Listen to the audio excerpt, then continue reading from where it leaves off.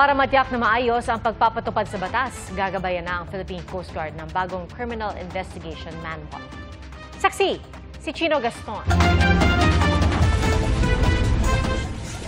Mga tauhan ng Philippine Coast Guard ang nakahuli ng mga undocumented Chinese sa isang dredging vessel sa Mariveles, Bataan noong Nobyembre 2024. Sa inspeksyon nila sa barko, may mga natagpuan din umanong ilang uniform ng People's Liberation Army ng China. Isa lang yan sa dumaraming pagkakataon na ipinakita ang papel ng Coast Guard sa pagpapatupad ng batas.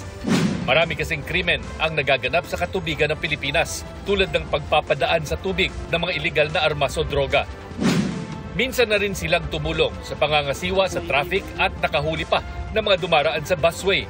Kaya naman para matiyak na maayos ang pagpapatupad nila sa batas, gagabayan na sila ng bagong Criminal Investigation Manual.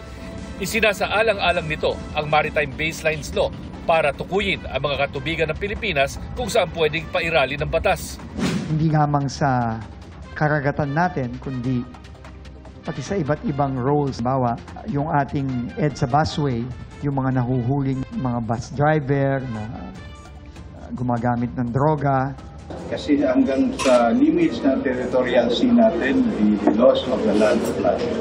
So mayroon na po tayo ngayon guys how to enforce the laws of the land. Tuloy rin nagsasanay ang mga taga-Coast Guard sa tulong ng Department of Justice para matiyak na matibay ang binubuo nilang kaso laban sa mga nahuhuling violator. Para sa GMA Integrated News, Chino Gaston ang inyong saksi.